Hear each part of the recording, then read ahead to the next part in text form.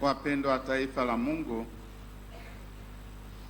mwaka A katika mfululizo wa masomo tunayopewa kwa tafakari kwa mwaka A, tunasoma Injili ya Mathayo, Injili ambayo ina mtazamo wa pekee ikimwona Bwana wetu Yesu Kristo kama Musa mpya. Lakini Bwana wetu Yesu Kristo amejidhihirisha kwamba yeye sio tu Musa, yeye sio tu kiongozi, bali ni mwana wa Mungu, ni mwana wa Mungu. Ndio maana tulipoanza kusoma masomo katika mfululizo wa mwaka huu, tulianza kusoma kile kinachoitwa hotuba ya mlimani. Hotuba ya mlimani. Kwa nini? Kwa maana inaitwa hotuba ya mlimani kwa sababu kama vile Musa alivyoenda mlimani kuchukua zile amri za Mungu, vivyo hivyo Bwana wetu Yesu Kristo anatangaza sheria hiyo upya. Anatangaza sheria hiyo upya. Na katika Injili ya Mathayo tutaendelea hata baada ya Kwaresma tutaendelea kusoma masomo ya Mathayo. Tumesoma sura ya 5, tutaenda sura ya 6, tutaenda sura ya 7, ile ambayo Yesu anaweka mtazamo mpya wa sheria za Mungu, ya Torati ile ambayo Musa alichukua kutoka kule mlimani. Na leo kwa namna ya pekee Bwana wetu Yesu Kristo anatoa mtazamo mpya kwa amri za Mungu. Kama mnavyojua, amri za Mungu ziko 10. Lakini kama vile Musa alipoenda kule mlimani alichukua mawe mangapi? Alichukua mawe mangapi? Mawili. Jiwe la kwanza lilikuwa limeandikwa sheria zinazohusu mwanadamu na Mungu wake, na jiwe la pili lilikuwa limeandikwa sheria zinazomhusu mwanadamu na mwenzake. Kwa hiyo ndio maana ndimi Bwana Mungu wako, shika kitakatifu cha siku ya Mungu, waheshimu baba na mama. Kutoka hapo, jiwe la pili, usiue, usizini, usiibe, usiseme uongo. Mahusiano yetu na wenzetu. Leo hii Bwana wetu Yesu Kristo anataka kutuambia ya kwamba anatangaza upya sheria hiyo. Na yeye kwa nini anatangaza upya? Kwa sababu yeye ndiye Mungu, ndiye nafsi ya pili ya Mungu. Ni kama vile sheria za kawaida za taifa zinatungwa bungeni. Wakitaka kurekebisha sheria fulani, wanarudi wapi? Wanarudi bungeni pate kurekebishwa. Bwana wetu Yesu Kristo ni zaidi ya bunge. Basi leo mmesikia mambo mengi, lakini tuchukue mambo matatu. Jambo la kwanza, ya kuwa Yesu amekuja sio kutengua, bali kufanyaje? Kutimiliza. Jambo la pili, anasema amri hizo za Mungu ziandikwe mioyoni mwetu. Na jambo la tatu, zitusaidie tuishi vema na wengine, uhusiano. Kwa hiyo kutimiliza sheria moyoni, mahusiano na wenzetu. Tukiweza kutimiliza sheria, ile amri ambayo Mwenyezi Mungu anatuambia. Leo tumepewa mifano tu mitatu: usiue, usizini, usiape. Usiape bure jina la Mungu wako. Sheria, mifano mitatu. Baadaye Jumapili zinazokuja tutakuja kusikia amri zingine. Hebu twende taratibu tuone kutimiliza. Bwana wetu Yesu Kristo anasema, mimi sikuja kutangua sheria bali kuitimiliza. Na anasisitiza, anasema hata nukta moja haitaondoka, sheria zote zitatimilizika. Na sisi katika maisha yetu, amri za Mungu ni amri, sio tu sheria, ni amri. Manake hatuna uchaguzi, tunapaswa kutii amri za Mungu, kama vile zilivyo kwa Mkatoliki amri za kanisa, amri za kanisa. Yeye amekuja kuzikamilisha. Amekuja kuzikamilishaje? Amekuja kuzipa maana ya ndani. Amekuja kutuonyesha ni kwa vipi twaweza kuziishi sheria hizo. Tuchukue sheria tu ya kwanza: ndimi Bwana Mungu wako, niabudu mimi tu, siabudu miungu wengine. Haitoshi wewe mimi kuja kanisani kusali, haitoshi wewe mimi unapoanza siku unasali, unapomaliza siku unasali. Haitoshi hiyo, bali je, sala yako ni ya namna gani? Je, ni sala kweli au ni ukasuku? Mara nyingine tunageuka tu kuwa makasuku katika sala. Kwa mfano, unaanza rosario, salamu Maria, salamu Maria, salamu Maria, au ile rosario ya huruma ya Mungu kwa ajili ya dhambi zangu na dhambi za ulimwengu, unatamka tu mdomoni. Bali leo Yesu anatuambia tunabidi twende kiundani. Je, moyo wangu unamwabudu kweli Mungu? Unamwomba, unamuona kama ndiye tegemeo la maisha yangu? Au na kwa bahati mbaya Wakatoliki wengi baadaye tunaaminishwa kwamba nyie Wakatoliki huko kanisani hamsali vizuri, njoni tuwafundishe namna ya kusali. Hamtafakari vizuri neno la Mungu, njoni tuwafundishe namna ya kutafakari neno la Mungu, neno la miujiza, neno la mafanikio Au kwa namna nyingine,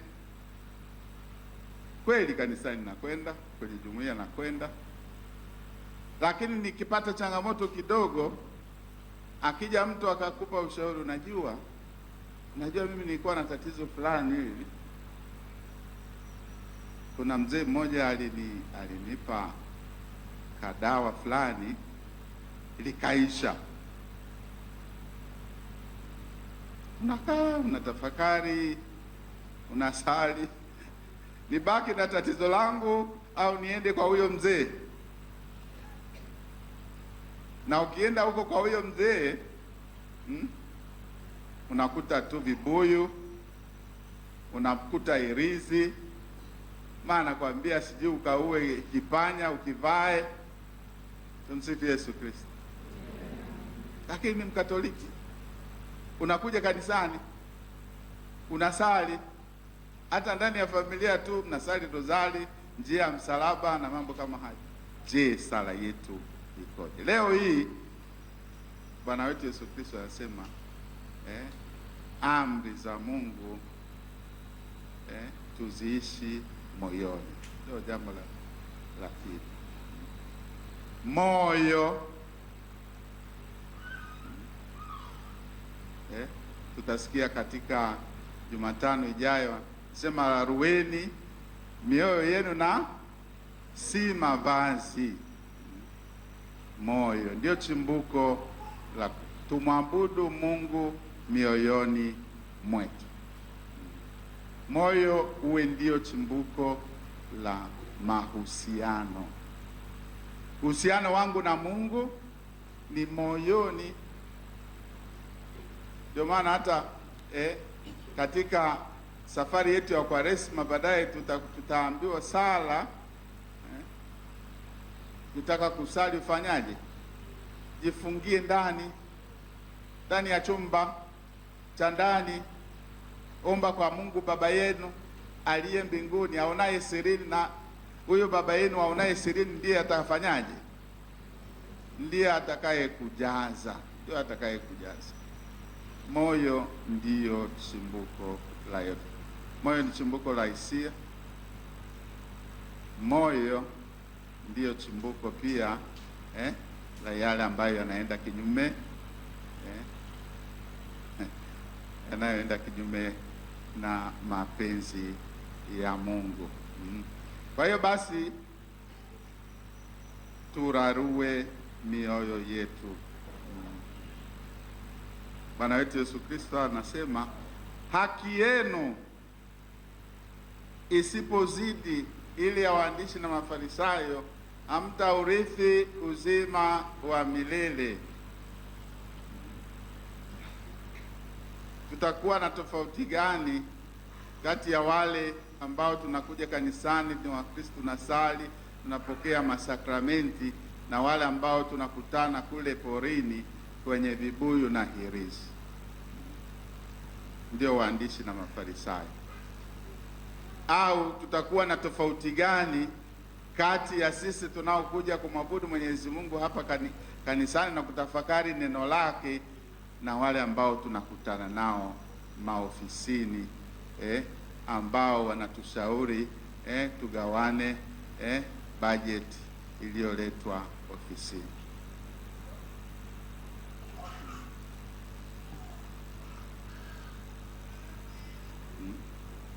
Labda baadaye atatuambia ilikuwa inasema usiibe, lakini sasa unapodhulumu,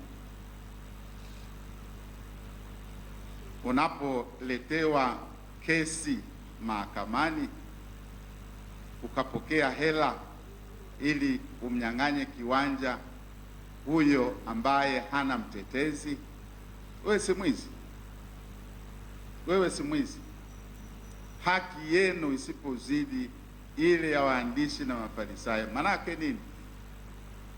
Tuishi Ukristo wetu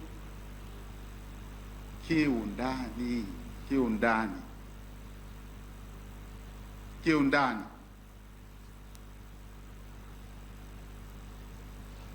Mashahidi wa Yehova wanakuja, wanakutembelea nyumbani kwako, wanachukua tu mstari mmoja wa Biblia,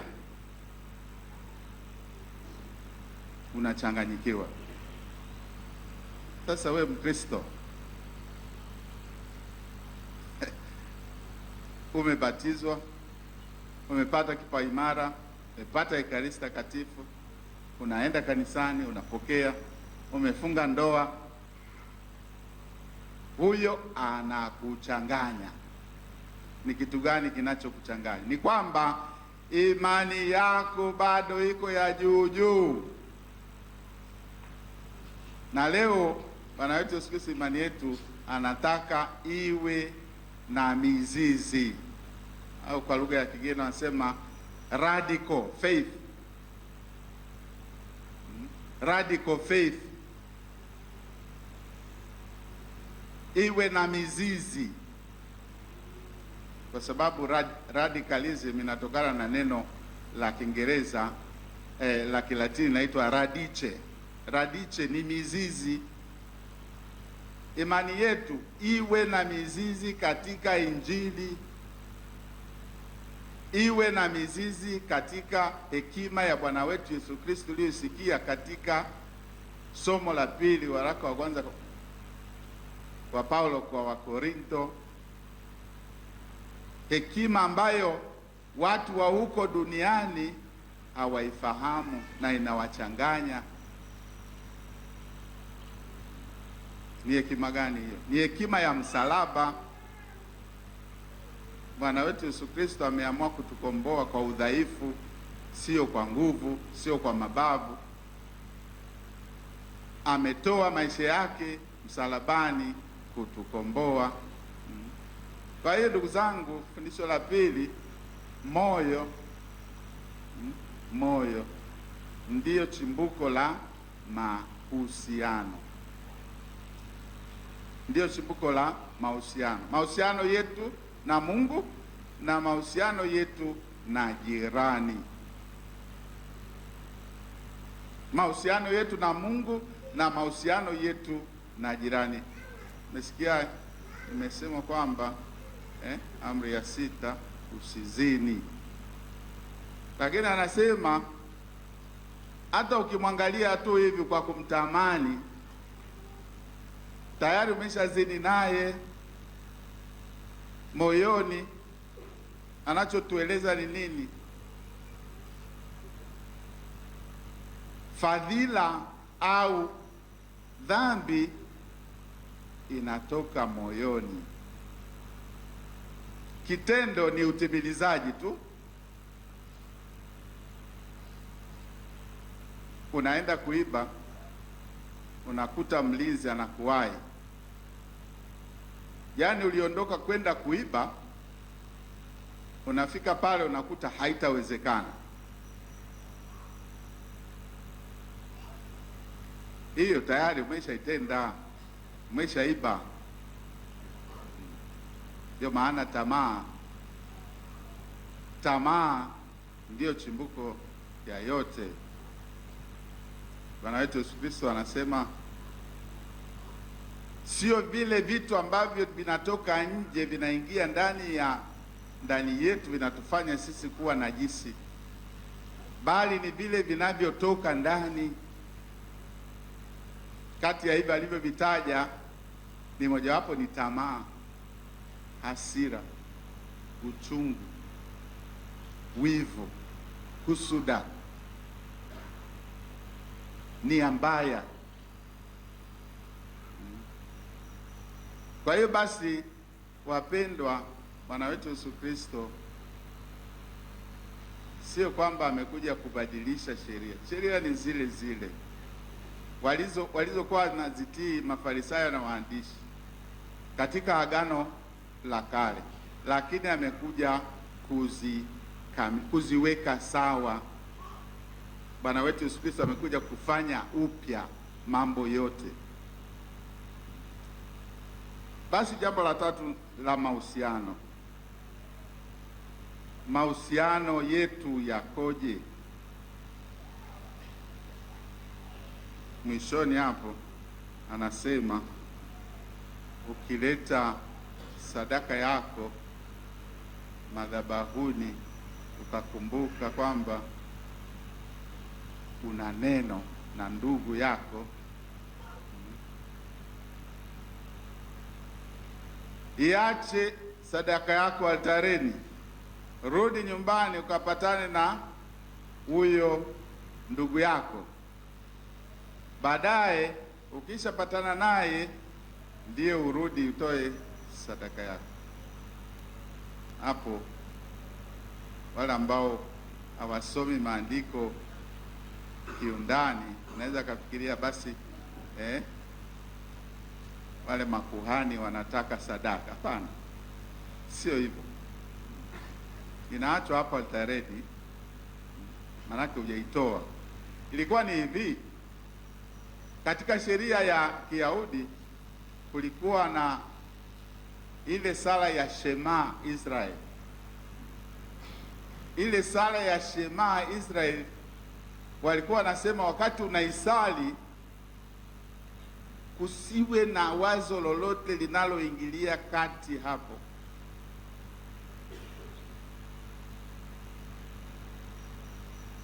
Wewe ni hivyo mpaka utakapoimaliza, manake sala yako mbele ya Mungu. Lakini je, sala yako ikoje kama wewe una uadui na binadamu mwenzako huko nyumbani?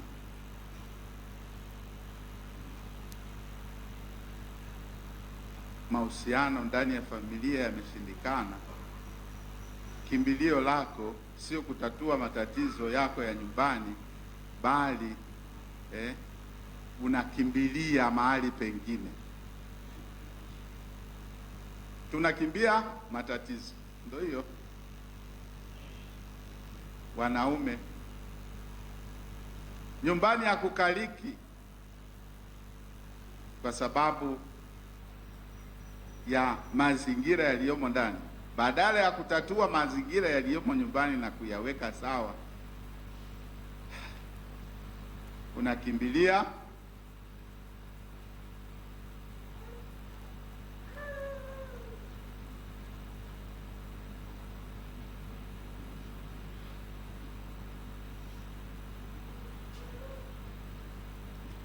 akuja usiku, fungua,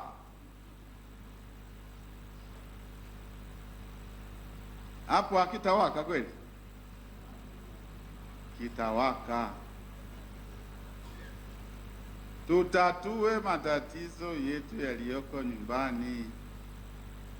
Na tunayatatuaje? Kuyapeleka kwa Mungu, tunayapeleka kwa Yesu.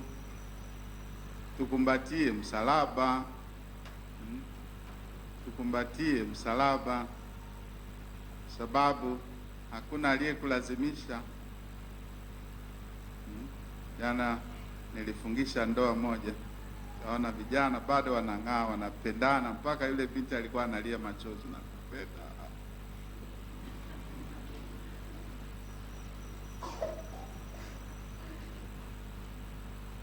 Baada ya miaka kadhaa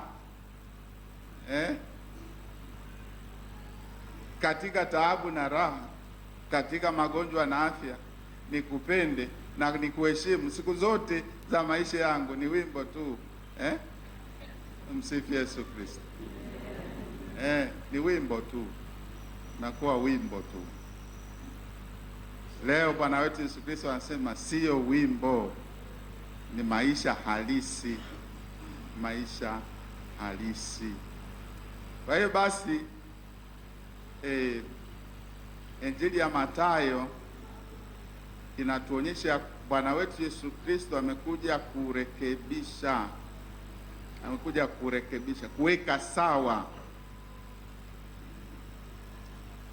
kuweka sawa maisha yetu ya mahusiano na Mungu, ibada, kuweka sawa maisha yetu ya kimaadili, mahusiano na wenzetu, kuweka sawa maisha yetu ya kinabii, mahusiano yakienda kombo, tumkimbilie Mungu, tuungane, tujipatanishe,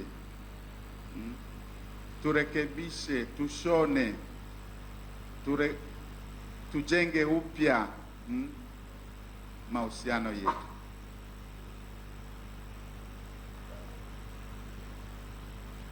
Ndugu zangu, tumekuja hapa sio kwa sababu mambo yote ni sawa. Tunajua tuna changamoto zinazotukabili kila mmoja wetu katika level ya maisha yetu ya binafsi, katika level ya maisha yetu ya mahusiano na wenzetu, na katika level ya mahusiano yetu na muumba wetu. Na ndio maana hiyo altare hiyo altare hiyo